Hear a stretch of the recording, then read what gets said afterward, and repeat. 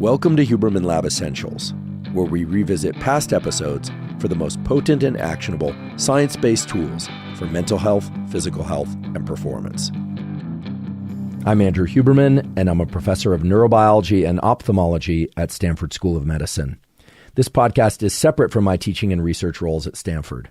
It is, however, part of my desire and effort to bring zero cost to consumer information about science and science-related tools to the general public. Today, we're going to talk about the science of tools for fat loss. Today's episode is mainly going to be focused on how the nervous system, neurons, and some of the cells they collaborate with, like glia and macrophages, how those encourage or can encourage accelerated fat loss, because it turns out they can. Remember, your nervous system, which includes your brain and your spinal cord and all the connections that they make with the organs of the body, governs everything. The nervous system and the role of the brain and other neurons has been vastly overlooked in the discussion about losing fat.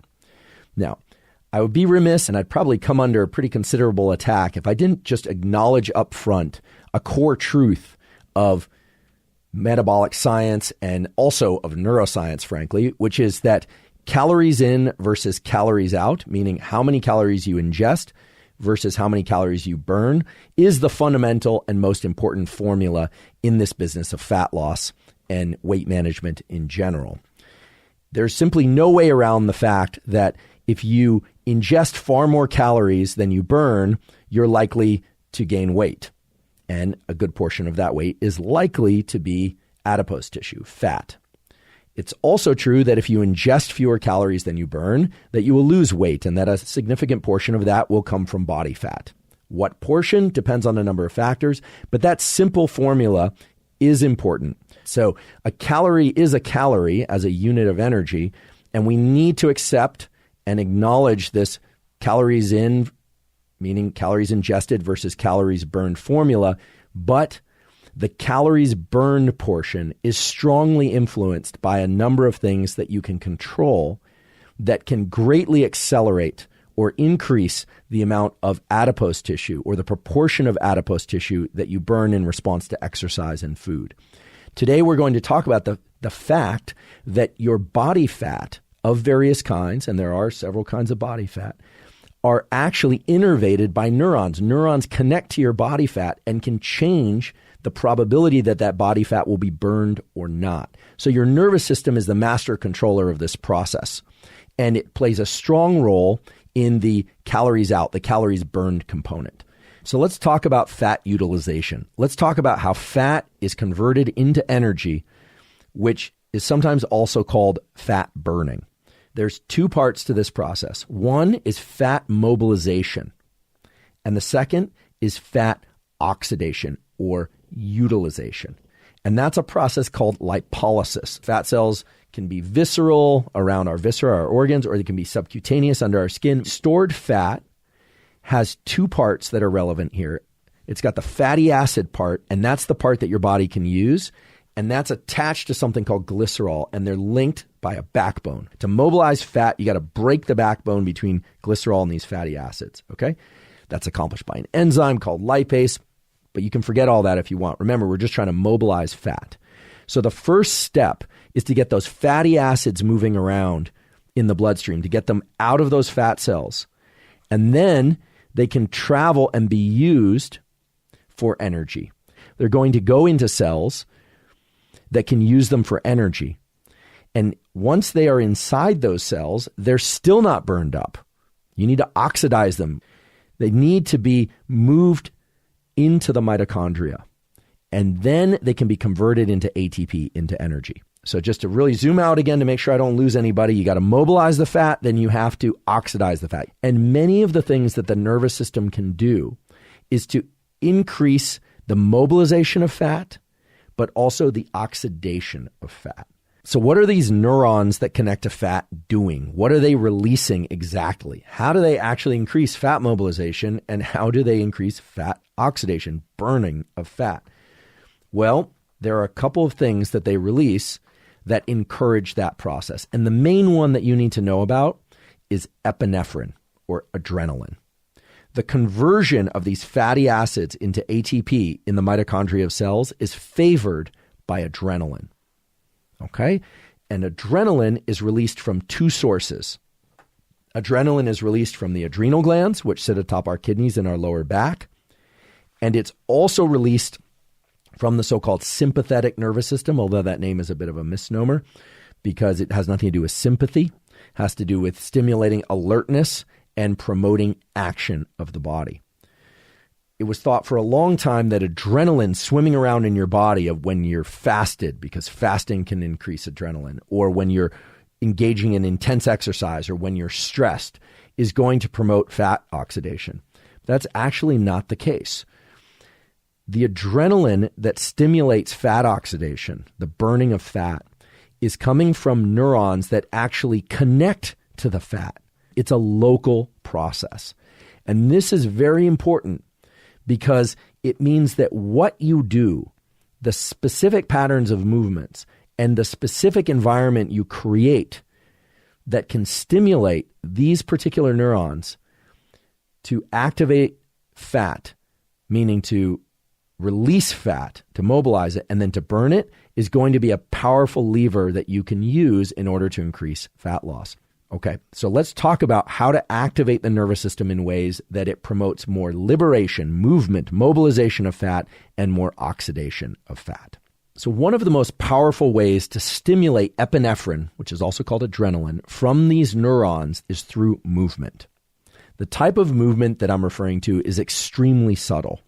Shivering is a strong stimulus for the release of adrenaline, epinephrine, into fat and the increase in fat oxidation and mobilization.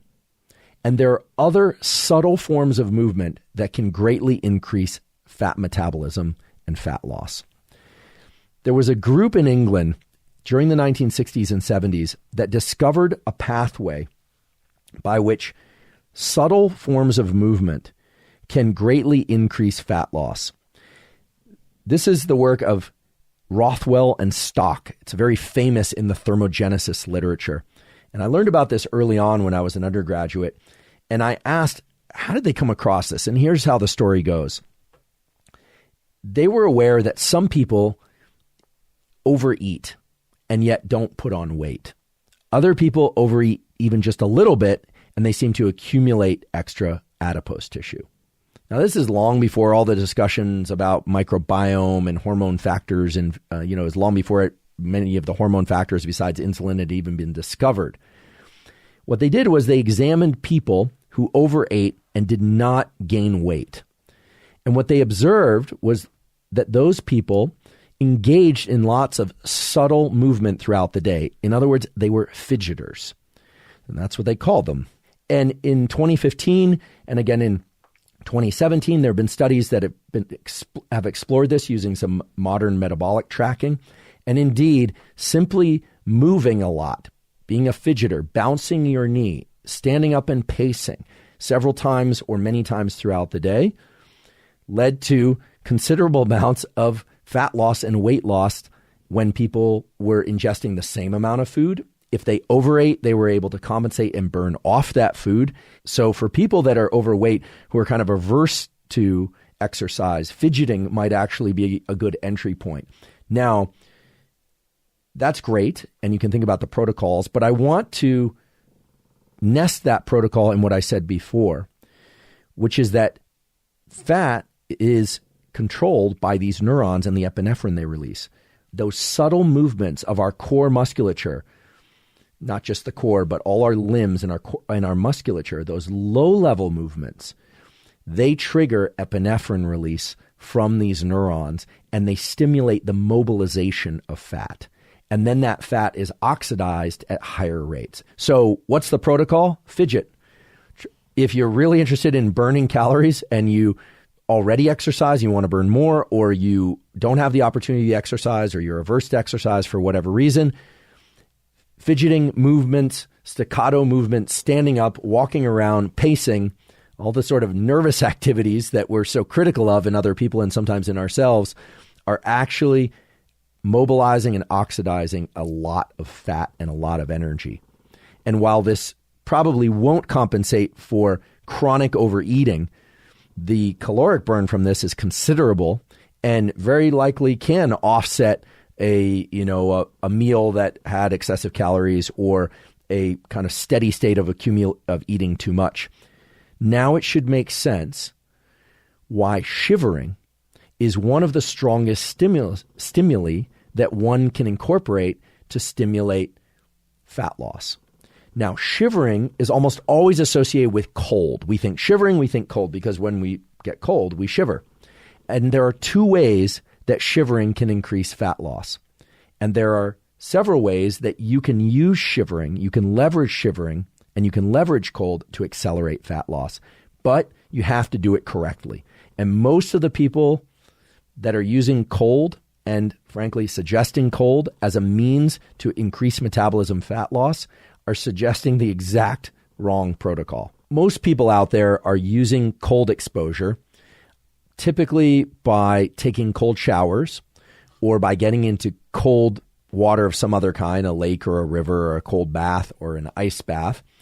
Since today we're talking about accelerating fat loss through the use of science-based tools, I want to emphasize a study that was published in Nature just a couple of years ago showing exactly how cold increases metabolism and fat loss.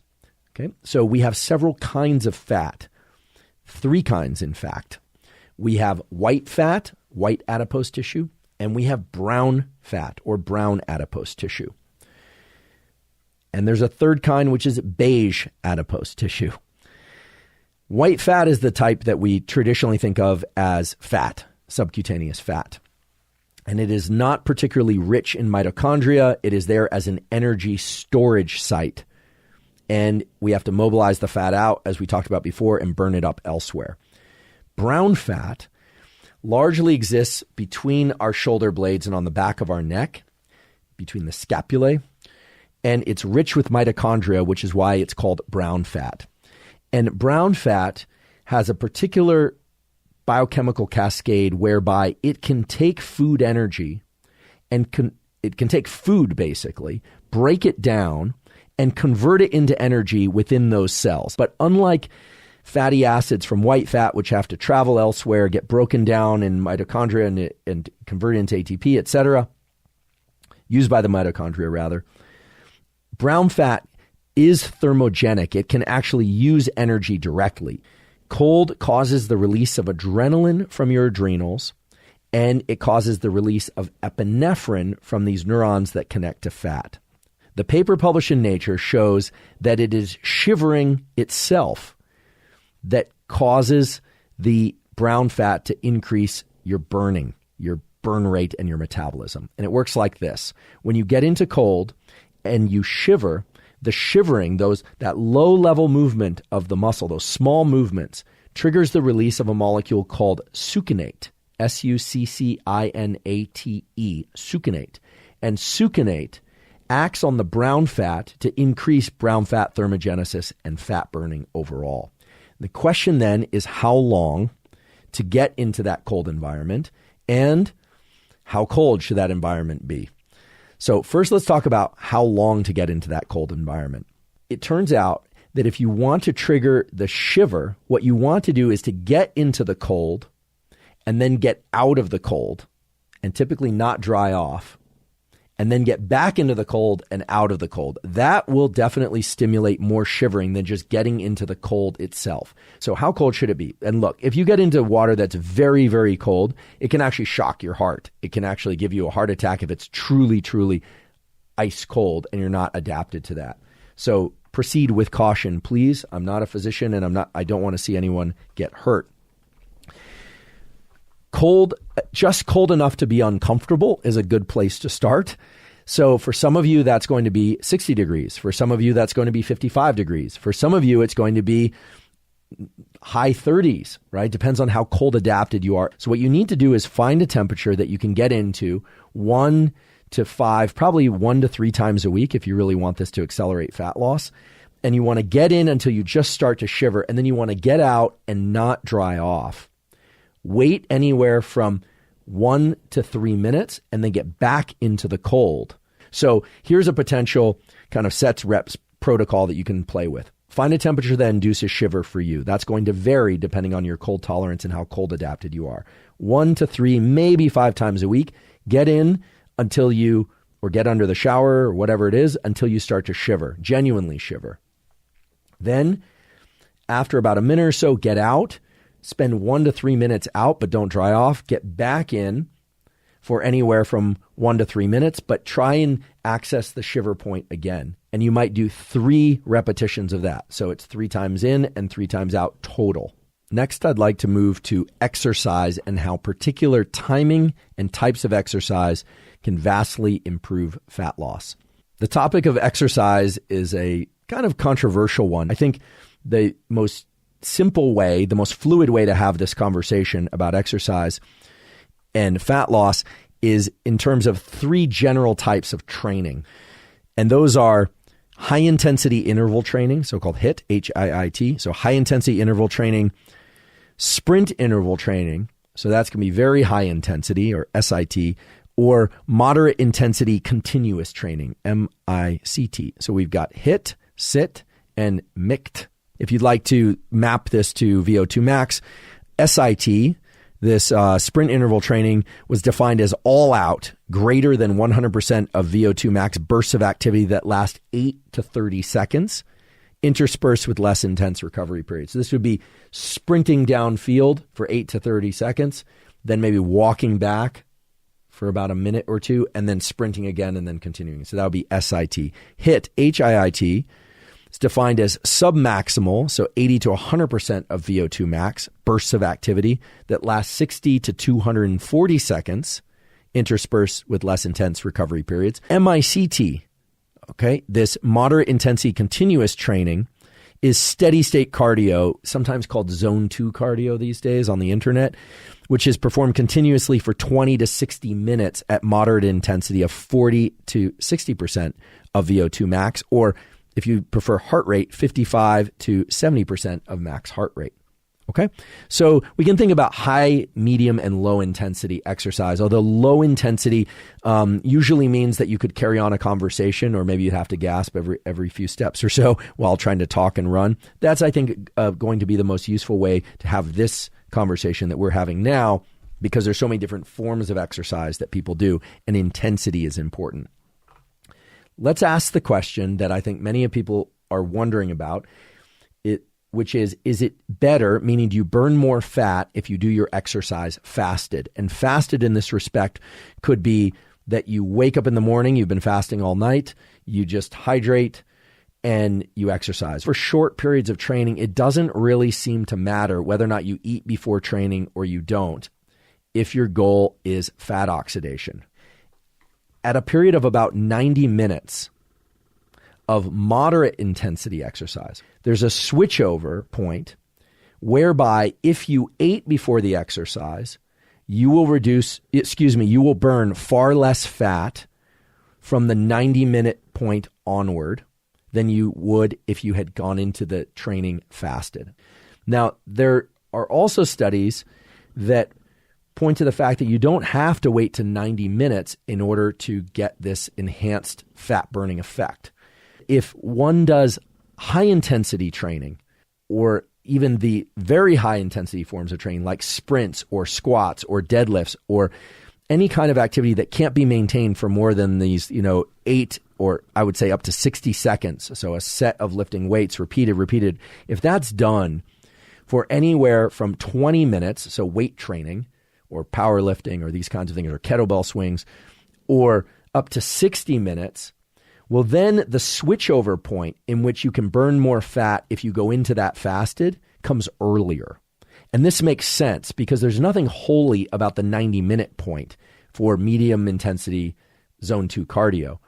That 90-minute point is the point in which the body shifts over from mainly burning glycogen, basically sugar that comes from muscles or the liver, and realizes this is going on for a while. I'm going to shift over to a storage site fuel that is in reserve, like body fat. This is something that has to do with the milieu of various hormones. What has to happen is insulin has to go down far enough, So if you ate before the exercise, you'd have an increase in insulin. If you ate carbohydrates, you'd have a bigger increase in insulin. Fat and proteins indeed will have lower amounts of insulin, and fasting will give you the lowest amount of insulin. Well, then that switchover point is going to come earlier in the exercise. And if you think about it, if you were to do something high intensity for 20, 30, 40 minutes, so maybe lift weights and then get into zone 2 cardio, if you were fasted, the literature says that you're going to burn more body fat per unit time than if you had eaten before or during the exercise. So what does this mean? This means if you want to burn more body fat, if it's in your protocols and have been approved to do this safely, exercise intensely for 20 to 60 minutes. The higher the intensity, obviously, the shorter that bout is going to be, and then move over into zone 2 cardio. And if you do that fasted, then indeed you will burn a higher percentage of body fat. But if you can't even get to the exercise, if you're somebody who just can't do the training at all, you're unwilling to or you're incapable of training unless you eat something, then obviously eating something makes the most sense. And what you eat prior to exercise, that's a whole other biz that people argue about and fight about whether or not you should go into it with low carbohydrates or higher carbohydrates, all of that. But in general, the theme there is very simple, which is that you want insulin levels to be pretty low if your goal is body fat reduction. This could be distilled into a simple protocol whereby 3 or 4 times a week you do high intensity training followed by either nothing or followed by low intensity training, especially if you're able to do that fasted. And I should just mention that none of this stuff about fasted is about performance. If you want to perform really well, this is for reasons of performance and you want to, it's for a sport or a competition, it's not for body fat purposes. Well, then all of this kind of falls away and is modified by what's ideal to eat for performance. But what we're talking about today is how to optimize body fat loss. So I think you get the principle now. But you should all be asking yourselves, as scientists of yourselves, why would it be that certain patterns of exercise would lead to more or less fat loss? And again, it has to do with the neurons. It has to do with how we engage the nervous system. So while non-exercise activity-induced thermogenesis, NEAT, the fidgeting, and cold can induce thermogenesis by engaging shiver-type movement or low-level movements, big movements that are of very high intensity, meaning they require a lot of effort, deploy a lot of adrenaline, epinephrine from our neurons, and signal particular types and amounts of fat thermogenesis, fat oxidation. Whereas low-level intensity exercise, low or moderate intensity exercise, walking, running, biking, where you can do that easily, there's not very much adrenaline release. So adrenaline, and aka epinephrine, is really the final common path by which movement of any kind, whether or not it's low-level shiver or whether or not it's lifting a barbell, sprinting up a hill, or doing a long bike ride, adrenaline is the effector of fat loss. It's the trigger and it's the effector. So now I want to turn our attention to compounds that increase epinephrine and adrenaline, as well as compounds that work outside the adrenaline epinephrine pathway to increase the rates of fat loss. I almost always save compounds and supplements and things of that sort to the end because I do believe that people should look first toward behavioral tools and an understanding of the science before they look toward a supplement or a particular thing that they can extract from diet. This is mainly to try and shift people away from the kind of magic pill phenomenon or the idea that there is a magic pill, because there really isn't, and frankly, there never will be. But there are some compounds that can greatly increase fat oxidation and mobilization, and understanding which compounds increase oxidation or mobilization can be very useful if your goal is to accelerate fat loss. There are things that people can ingest that will allow them to oxidize more fat, and that occurs mainly by increasing the amount of epinephrine that is released from neurons that innervate fat tissue. One of the more common ones is one that you may already be using, which is caffeine. It's well established that caffeine can enhance performance if you're caffeine adapted. Now, caffeine for burning more fat, for oxidizing and mobilizing more fat, is an interesting one. It can be effective at dosages up to 400 milligrams. 400 milligrams is roughly a cup and a half of coffee or 2 cups of coffee. Nowadays, there's a lot more caffeine in coffee. So if you go to a typical cafe and you were to get their medium size, that would have close to a gram of caffeine, which is why if you're a regular caffeine consumer and you don't get that gram of caffeine in your coffee each day, you will get a headache. It can cause constriction and dilation of blood vessels in ways that's complicated, but you'll get a headache. Caffeine can enhance the amount of fat that you burn in any duration of exercise, and it can shift the percentage of fat that you oxidize compared to glycogen, unless you take that caffeine and it ramps you up so much that you're training really, really intensely. The bottom line is, if you like caffeine and you can use it safely, ingesting somewhere between 100 and 400 milligrams of caffeine prior to exercise, somewhere between 30 to 40 minutes before exercise, can be beneficial if we're talking about fat oxidation, burning more body fat. And if caffeine is the kind of the entry point for most people of using compounds to increase the rate or percentage of fat loss in exercise and even at rest, what are some of the other things that are useful and interesting? Well, in terms of tools that are actionable and have reasonable safety margins, I've talked before about something called GLP-1. This is something that can be triggered by the ingestion of yerba mate. Mate increases GLP-1. GLP-1 is in the glucagon pathway. So let's just quickly return to our biochemistry. As you recall, fat is mobilized from body fat stores, and then it's burned up, it's oxidized in cells. It actually needs to be converted into ATP, and those fatty acids are essentially converted into ATP in the mitochondria of the cell.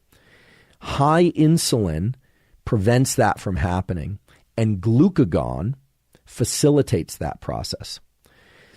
Glucagon facilitates that process through increases in GLP-1. The short takeaway is mate increases GLP-1 and, yes, increases the percentage of fat that you'll burn. It increases fat burning. And that is especially true, it turns out, from the scientific literature, if you ingest mate prior to exercise of any kind. So if you want to burn more fat, drinking mate before exercise is good. Drinking it at rest when you're not exercising will also help shift your metabolism toward enhanced burning of fat by increasing fat oxidation. Now, there's a whole category of pharmaceuticals that's being developed right now that are in late stage trials or are in use for the treatment of diabetes, which capitalize on this GLP-1 pathway. They go by various names, and there are people on the internet who are selling these things. They are prescription drugs, and I want to emphasize that they are prescription drugs, and you obviously wouldn't want to use any of these without a prescription and a requirement. It does seem that they are effective for the treatment of certain kinds of diabetes and lead to fairly significant weight loss and reduction in appetite. So this is kind of the modern version of GLP-1 is pharmaceuticals of GLP-1 metabolism are drugs such as I can never pronounce this. I can't seem to pronounce many things, it seems. Semaglutide is the way I would pronounce it. In any case, this compound increases GLP-1. It's actually a GLP-1 analog in some cases, and they go by various types of trade names. And again, the semaglutide is the prescription version it's kind of the heavy artillery GLP-1 stimulant, and again should be only explored with a prescription. So those are the compounds that really increase fat oxidation directly. There are going to be a number of things that impact insulin and glucagon that are going to shift the body toward more fat burning. And so, for instance, berberine, which comes from a plant, or metformin are compounds that are now in kind of growing use for reducing blood glucose. They are very potent at reducing blood glucose, which will reduce insulin, because the job of the hormone insulin is to essentially manage glucose in the bloodstream. So there are a huge gallery of compounds that will reduce insulin and thereby can increase fat oxidation. And that's because, as I mentioned before, fat oxidation, this conversion of fatty acids into ATP in the mitochondria, is inhibited by insulin. So if you keep insulin low, you're going to increase that process. which brings us full circle back to the issue of diet and nutrition. There is really solid evidence from the Gardner lab at Stanford and from other labs showing that when you look at different diets, you look at low-fat diets, high-fat diets, keto diets, intermittent fasting, provided people stick to their particular diet, it doesn't really matter which diet you follow. You can still get a caloric deficit and you get weight loss. Adherence, however, is always an issue. And so what I always say is that you want to use the eating plan that is obviously beneficial to your health, but the one that allows you to adhere to whatever it is that the particular nutrition protocol is, right? If you can't stick with something, then it's not very worthwhile. But from the purely scientific standpoint, there's also an advantage to keeping insulin low. Now, that doesn't necessarily mean you go to zero carbohydrate. I've talked before about my preferred way of eating is to go low or no carbohydrate throughout the day for alertness, to get that adrenaline release and the focus that goes with it, et cetera, and the ability and to think and move and do all the things I need to do during the day. And then I eat carbohydrates at night because it facilitates the transition to sleep. That's what works for me. But when insulin is low, you do place your system in a position to oxidize more fat. And so that's why I think a lot of people do see benefit from lower carbohydrate or moderate carbohydrate diets, because when insulin is low, you are in a position to oxidize more fat, both from exercise and at rest. So once again, we've covered an enormous amount of material. We've talked about the science of fat loss. And in particular, we've explored this topic from the perspective of the nervous system, how neurons, and in particular, the release of things like adrenaline, epinephrine, can facilitate fat mobilization and oxidation. We talked about NEAT, fidgeting, this non-exercise type movement that can greatly increase caloric burn and why that is. We talked about shiver, another form of non-exercise movement that can really increase both caloric expenditure due to the shiver, due to the movement, as well as increase thermogenesis, the heating up of the body through things like brown fat, and even the conversion of white fat to brown fat, which is a good thing if you want to oxidize fat. We talked about cold as a particular stimulus to induce shiver and how to use getting into and out of cold as a way to stimulate shiver and avoid cold adaptation so that you continue to oxidize and burn fat, if that's your goal. Talked about exercise, how rather than thinking about cardiovascular or weight training exercise, that we should perhaps look through the lens of this adrenaline system and how it interacts with fat stores and think about low, medium, or high intensity exercise, whether or not we show up to that fasted or not. Turns out showing up to that fasted can be useful if you start with high intensity movements and then move into lower intensity type exercise. If you're going to go long duration, it probably doesn't matter unless you're exercising longer than 90 minutes, whether or not you eat or not. We talked about caffeine as a stimulant and a stimulus for epinephrine and adrenaline release as a way to access more fat metabolism. And last but not least, I want to thank you for your time and attention today, and thank you for your interest in science.